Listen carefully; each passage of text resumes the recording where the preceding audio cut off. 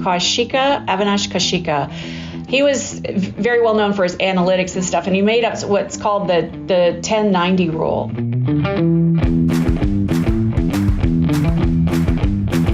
Well, hello and welcome to the Healthtech Marketing Podcast, brought to you by Health Launchpad and HIMSS. I'm Adam Turinas. I am Health Launchpad's founder and CEO and your host for today. And I want to give a big thank you to my partner HIMSS, and also a big thank you to you for joining us today. And today I'm really delighted to introduce you to our guest, Kelly McDermott. Kelly McDermott is the Chief Marketing Officer of Caregility, a firm in the virtual care and telehealth space. So Kelly, welcome to the show. Tell us about yourself and tell us about Caregility. Well, thank you very much, Adam. I'm delighted to be here. So yes, I am responsible for marketing at Caregility, and we're a telehealth platform, a cloud-based platform offering care across the entire care continuum for hospital systems in the U.S. And we are now traveling overseas and expanding internationally as well. And, it's interesting, the telehealth space, I think, has been really interesting over the last couple of years. I mean, during COVID, for obvious reasons, that whole market exploded. Oh, yes. But then it just sort of seemed to hit a wall in 21. And, it seems to be kind of morphing into something else. So what's been what's the trajectory that Caregility's been on? You guys are doing really well, right? We are. It's been a very interesting trajectory. We launched Caregility in September of 2019, 6 months before a global pandemic, and offering telehealth solutions to hospital systems. And so, needless to say, 2020 was a very, very busy year for Caregility. And we had war room sessions almost every day, just working on our solutions and trying to meet the needs of our customers. So what that really, in essence, created was a false sales cycle, obviously, in the positive, direction. And then as we entered into, 2021 and into 2022, we certainly brought on customers and saw growth, not like we saw in 2020, but it did slow down. A lot of our hospital customers said, we're looking at different workflows. We want to bring you on. We're currently, though, dealing with the fact that we've spent a great deal of our budget on traveling nurses and, almost robbing Peter to pay Paul to accommodate the needs during the pandemic.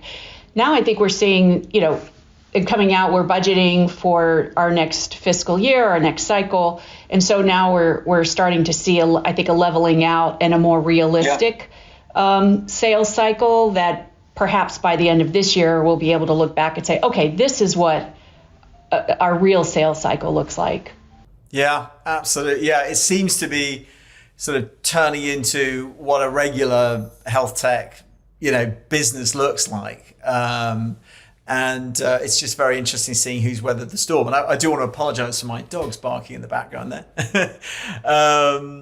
So now let's talk about, who do you sell to? What's the value proposition, and how do you go about marketing to them? Well, I'd say our value proposition is that our platform is purpose-built for the healthcare, solution. And that means a lot when you're, going into a health system and saying, we can help you with iConsults or, consults with telenursing, which virtual nursing, of course, is of huge interest right now, virtual sitting. And where, our system was built as well to be able to integrate. We integrate very well with Epic, whatever applications it is that the hospital system has already invested in, it's important for them to know that we're going to be able to support it on our platform. And so we do have a kind of build with us messaging and value proposition for our customers. And it's inpatient, right? Is that a primary use case? Yeah, right. Yeah. Absolutely. I'm sorry, what was the next question? So who is it? So specifically, is it all healthcare systems? Is there a particular segment? Well, we do target the largest healthcare systems in the U.S. Yeah. If you do a count of the systems that have 500 beds or more, it roughly goes to 282 or anywhere from 280, maybe 281 or so up to 280, depending on mergers, acquisitions, and such. And we just started calling it the 282. 282 organizations. And so it's not a single hospital system, it's a health system. And that really is our target audience for our marketing efforts. I study segmentation, and I don't think I've ever heard that stat, and it makes so much sense. So roughly what you're basically saying is there's roughly 300 organizations up there, give or take, that have that have beds, hospital beds of 500 or more, and most of those organizations have multiple entities within them. So you're talking about, what are the big IDNs essentially, the Becker's top 200 plus the next 100. Interesting. How did you build that list? Well, utilizing the resources that are out there, right, and identifying our target was, okay, if they have over 500 hospital beds, whether it's within one facility or, more than that, obviously, for the larger healthcare systems, those are who we felt had the greatest need for our solutions, and we thought that would be the best place for us to target our efforts. That's really good. And then obviously, I might imagine that, big deal sizes, but very long sales cycles, I should think. Yeah. That's one of the things, like I mentioned earlier, we're still kind of learning what that sales cycle looks like on this side of the pandemic. Yeah. Right. Yeah, absolutely. What is it? So longer than a year, that sort of thing? No, sometimes it's not. It can go, definitely longer than a year. Sometimes, 6 months, 7 months. Right. But it's definitely not a transactional effort. No. Yeah. There are so many businesses, I think, within healthcare that have that kind of 9 month plus or minus 3. My business, I had a software company in the communication space, and that was it. That was our sales cycle. So it's complex selling, and to large buyer collectives, right? I'm sure the buyer collective is minimum 5, probably. Minimum 5. Yeah. Sometimes, absolutely. We'll do a presentation. There might be 30 people in that presentation. So it's a large group. And then you got to figure out who the champion is, who the influencers are, all that sort of stuff, and manage that over 9 months on average. Yeah, it's so typical in healthcare, and it's so difficult too. You guys have adopted ABM, account-based marketing, and you've been at this for about 2 or 3 years now, right? So just tell us about that journey. How did you how did you come to the conclusion that you needed to go there, and then how did you go about it? Well, it's been 2 years, and we, in my mind, our target, like we just talked about, right? We'll call them the 282. That really lends itself well to account-based marketing. We know who we are marketing to, and within those organizations, we know who we need to be speaking with, and getting our message across to. So, in my mind, account-based marketing just made a lot of sense for us to take on as our initiative. I actually had planned on starting it in 2020.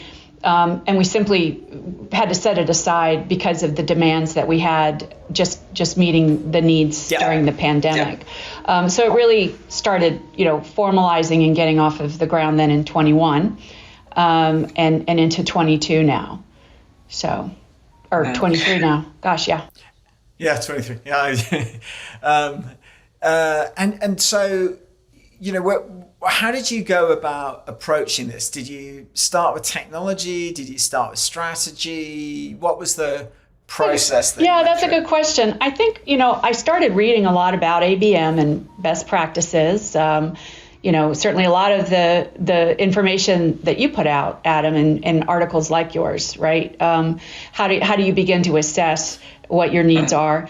And then I started doing research on the platforms that were available to do account-based marketing, and which ones I felt would, meet our needs the best. It's different. There's a lot of great ABM tools out there, but we're such a niche market within healthcare. What I needed to do was find an ABM platform that was going to be able to be flexible enough for us to start adding, keywords and intent and things around healthcare as opposed to general business. So I think that, that was a key criteria for me during the assessment of the platforms. Oh, that's interesting. And so, intent data, there's lots of, with third-party intent data, there's lots of different sources, right? Bombora is, the best known sort of independent. I know, remind me again, which technology platform you went with? We're on Demandbase. Demandbase. And they do, the way that they do intent data is they've got they kind of create their own intent data from multiple sources, right? They do, yes. Yeah. And do you combine that with your own first party intent data, i.e. what's happening on your own website? I mean, what are the other sources? What's that view? Actually, we have Demandbase tied into our own website. And so through that platform, it's giving us that single view of everything, the intent data, off of our website, as well as how the customers and prospects and visitors are behaving once they get onto our website, and then once they leave our website, when they leave, what they're doing afterwards as well. So it really gives us a lot of deep insight into, how they're behaving, what they're interested in, what are the keywords that they're looking on, and that sort of thing. So do you feel, the sort of the vision and the sort of, the ideal situation you want to get to with use of intent data is that you can see that a customer's interested before they know that they're interested, and that you can start taking action. Is that where you're at with this? Yes. And it has been a journey, getting there. Absolutely. There was a gentleman, this is back in 2006, and I'm going to mess up his name, I think, if I don't look it up. It's Avinash Kashika. He was very well known for his analytics and stuff, and he made up what's called the 10-90 rule. And what he wrote in a blog post was, for every $10 that you invest in technology, you should invest $90 in the people to support that technology. And that was never truer than when you invest in account-based marketing. And why is that? Well, it just takes I don't care which platform you're looking at, they're all very powerful, and they can do a lot of things. And you want to jump right into it. It's taking a step back and understanding that, wow, we're really going to need to devote a lot more time and really thinking very carefully and strategically on how we're going to implement this, how we're going to integrate it, and present that information to our sales team. How is it going to integrate with our CRM platform? So it really did, take a lot of that very careful thought and consideration to make it sure it got implemented. We got a couple false starts, but now I feel like we're really rocking and rolling on it, which is wonderful. So that 10-90 rule, what I'm taking away from that is that, once you've got the technology set up, then there's a lot of things that will change in terms of how you operate. Yeah. And maybe some additional people. So how's that happened at Caregility? Well, I was very fortunate. I had somebody on my team that when we brought on Demandbase, he was responsible for setting it up and implementing, but that was his job, was to really integrate that and work on the personas and understand, how that information would be extrapolated from Demandbase so that we could then act on it appropriately. And then also what kind of ads, when do we put the ads in front of the customers, and how, so that was his purpose. was to make that work. I don't think that there are a lot of companies that, marketing teams that don't have that luxury, and I did not take that for granted, right? It becomes a component of somebody else's job or several other people's, slice jobs. And he has since left to take a position as a professor, which is, was wonderful and a dream of his, right? But now we're bringing on somebody else who's, will be very, responsible for demand base. So what's their title? Is it marketing ops or is it ABM? It's a little bit responsible for demand generation, because that's an integral part of it, as well as the marketing ops. And, the integration. We recently implemented Salesforce and Pardot as well. So integrating demand base and the ABM function into your CRM system and your marketing automation system.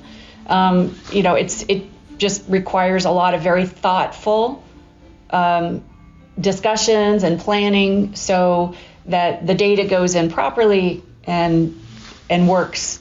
So you get the right information in front of your SDRs so that they can act on it, and then ultimately, your senior outside salespeople. Got it. And how is that? How is the relationship between sales and marketing and the how is the relationship and the way that sales and marketing work together changed over the last year or so?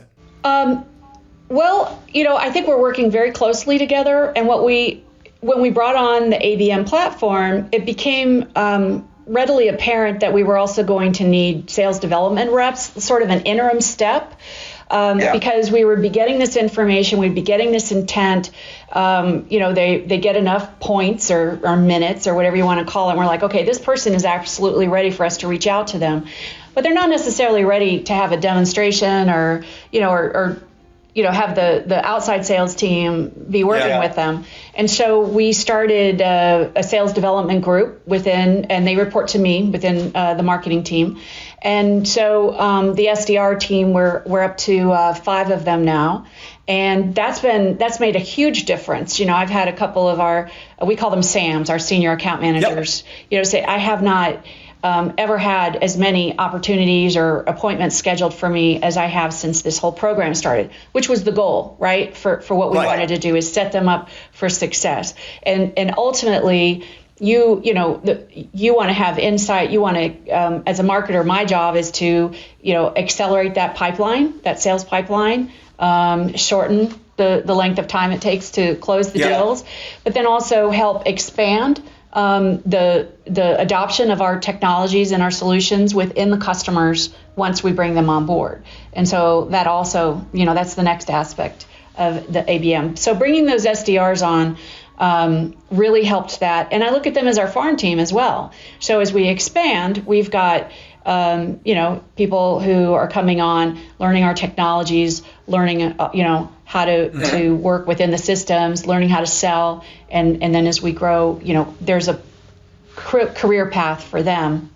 That's so interesting. I think that what's the change that seems to be happening over the last, basically as ABM becomes part of the fabric of organizations like yours, is that, in the old days it was, marketing's role was to generate leads. SDR's job was also to generate leads and do qualification on those leads. And then sales' job is to close the deals.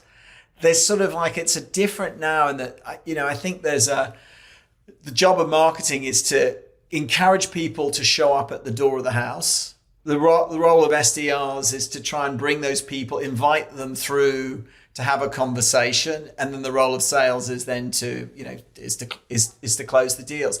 But it's much more, it's more of a progress rather than sort of jumping from one side to another. Yes, it is a progress. It is also very, very collaborative. Right now, like the SDRs are assigned to senior account managers. They meet with them on a very regular basis. They take input from the SAMs on, let's target these accounts, help me with this. I want you to see what you can do about this account and that account. with, using the information we have from demand base and such, as a resource for that strategy. They're setting up appointments. Sometimes the SDR will take that first appointment just as an information gathering meeting with the prospect to then set up a subsequent meeting, with a larger group with the SAM involved. They sit in on those so that they're learning and understanding, these are the types of questions, these are the objections that, all of that typical sales stuff. So it's very, very collaborative between sales and marketing. That's just kudos to you and you and your colleagues for doing this, because that's where it breaks down, right? That's where I've heard of companies that have adopted a platform, one of the ABM platforms, and say, we just use it for advertising. We're not really doing ABM. And the reason is they just could never get that collaboration going between sales and marketing. And it is absolutely, I was going to say two-way street, it's the three-way street, right? Because you've got, So do you use these types of techniques and this strategy with existing accounts for expansion as well? We're going to be. Our focus has been really externally and bringing net new logos into our pipeline and tracking that. And we've had good success with that. Now, as I look into 23, it's like, okay, we've got this, going smoothly. So let's look at our land and expand strategy and start marketing into the gaps of the customers that we have, and identifying workflows within, their organizations that we can, help with and grow their adoption of our technology. And does customer success then sort of sit at the table as well? Yeah. Yeah. It is kind of interesting, right? So it's like the notion of this sort of total customer growth journey that starts with marketing, creating a sales motion, transitioning seamlessly to the SDRs. The SDRs essentially warm up the relationship and hand them over to sales, and then transitioning that to customer success. And the SDRs are doing both. Everybody loves inbound, right? Somebody says, hey, I would love some more information on your solutions. We're like, yes, we'd love to talk to you about it, right? So the inbound is great. So they are responding and qualifying those inbound inquiries. They're also on, they're tasked with outbound as well, utilizing Sales Navigator, the information that they got within demand base to help generate leads, that way. So it's a kind of Are you able to segment how much business comes from inbound versus outbound versus ABM? I honestly think of ABM as kind of an integral part of all of that, right? ABM is informing us of what the activity, what's happening. So, if we have inbound, we're tracking, that where they came from, and also what information they consumed from us prior to joining, filling out a form. And then, with the outbound, it's the same thing. They're reaching out, but then they're saying, and of course, a lot of it's anonymous, but we can see which organizations. I'm reaching out to organization X. Look, now organization X seems to be on our website. It's probably at this point maybe 30 to 35% inbound, and the rest is through outbound efforts. I'd like to see that chain. I'd like the inbound to increase. We're always looking to make that more. But that's still pretty good. I mean, that's really pretty good. Okay, so. I want to ask you a question, which in closing here, that I ask everybody, which is all my guests, which is, if you were to go back in time and give yourself one piece of advice, something that you wish you'd known earlier, what would that be? I would say, just in the context of the conversation that we've had, it would be, don't fall in love with the technology for the sake of the technology itself and what you think it can do for you. Just remember the effort it's going to take, to really bring that investment to fruition within our team and the organization as a whole. So I'm gonna go find that 90/10 blog post. Oh, sure. And I'm gonna go try. Thank you. Yeah, I'll put that in the pod notes. So Kelly, thank you so much. That was so insightful and so clear. And anybody who's kind of, I know that anybody who's kind of on that journey, this just makes that journey real. It also helps them kind of understand, it's going to be rough to start with because, salespeople are going to say, well, where are the leads? It's like, they're coming. You've got to think about leads a bit differently. And that's a tough thing to get used to. So thank you so much, Kelly. My pleasure. Now, before we go, I just want to let everybody know that you can subscribe to this podcast on Apple or Spotify, whatever your favorite podcast platform is. If you're